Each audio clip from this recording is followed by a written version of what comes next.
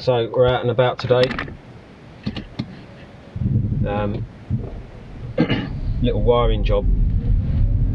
My mother-in-law's we refurbed a house that she bought, had it rewired, done an extension out the back.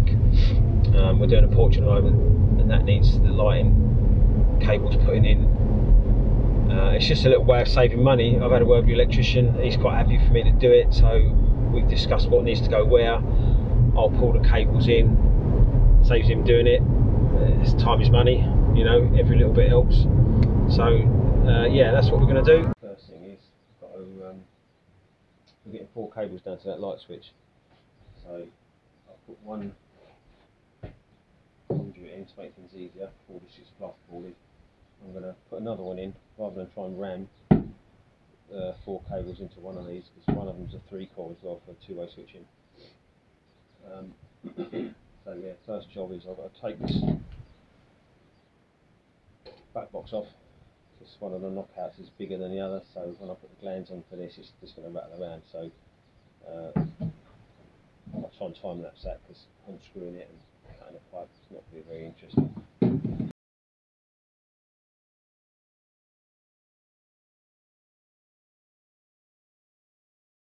So here we go. Fairly straightforward. This one's quite easy. There's 2 in there now, so you can get 2 cables on either side, and then start the process of pulling these cables through.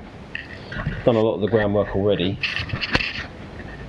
So I put some of this conduit in. There's a security light, so I've got a bit going through the wall.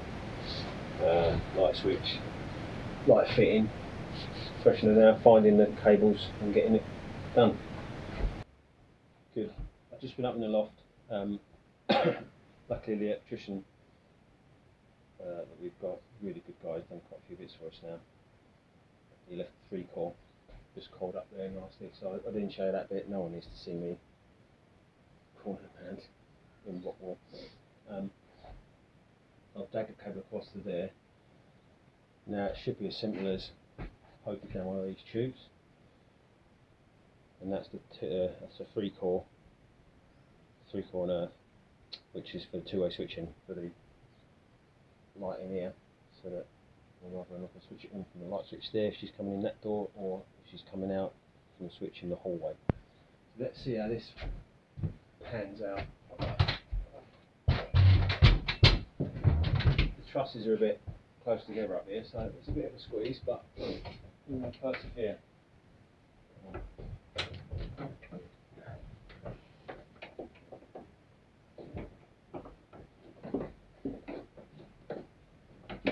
I didn't think I'd have enough cable. Actually,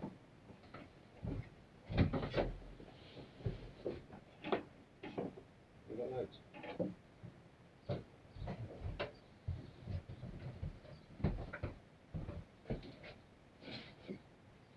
Voila. A little tip or nugget.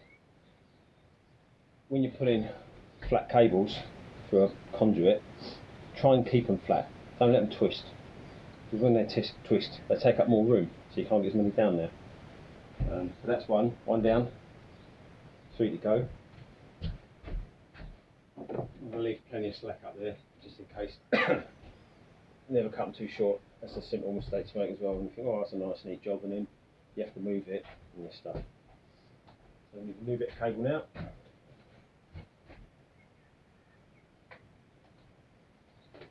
And basically, it's going to go from here to that light switch, and then from that light switch to the outside light, and then again from that light switch back in to pick up a supply from the existing light fitting.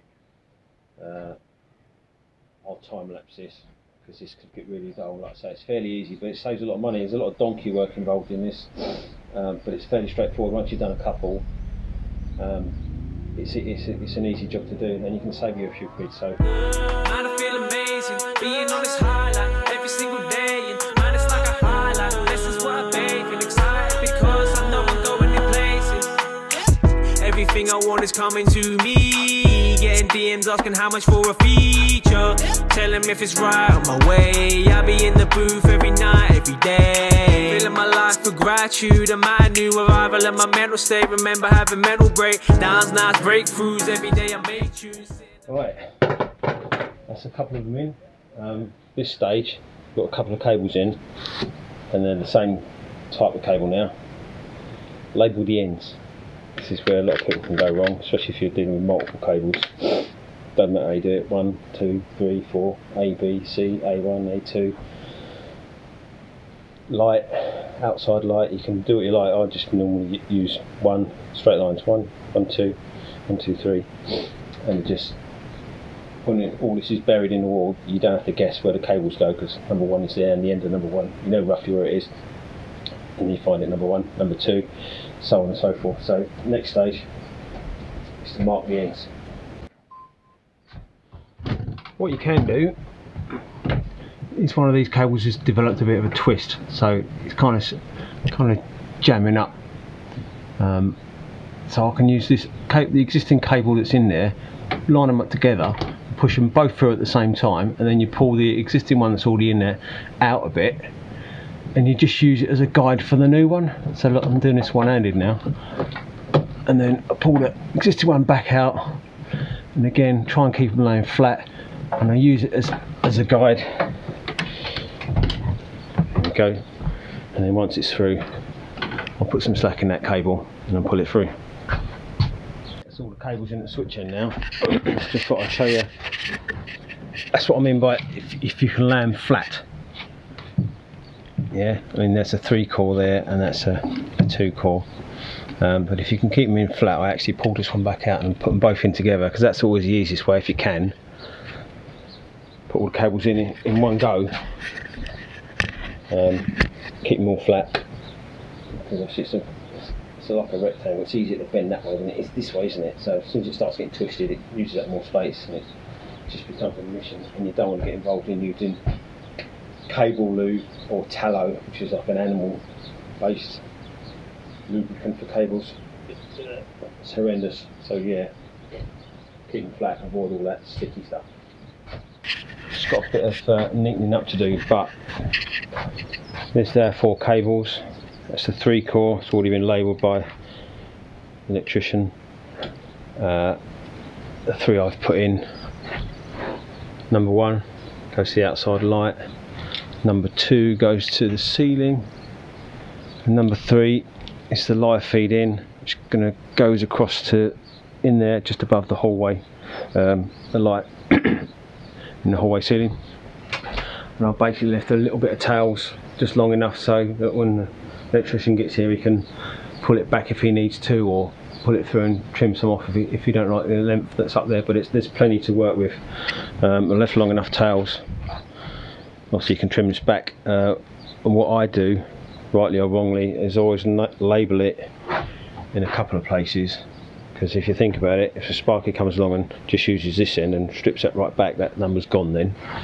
Whereas there, if he strips it right back to there, yeah, he's we need to have words. All I've got to do now is try and bunch that lot up so that when the plasterboard goes on, they can skim it without having a big bulge of cables there, but may well pull them back through a little bit. We'll figure that one out. Hopefully you found this useful. If you did, give us a thumbs up, like and subscribe. Every little helps. I'll see you on the next one. I feel amazing, being on this highlight every single day, and mine is like a highlight. This is what I bathe and excited because I know I'm going in places. Everything I want is coming to me. Getting DMs asking how much for a feature. Tell them if it's right on my way. I'll be in the booth every night, every day.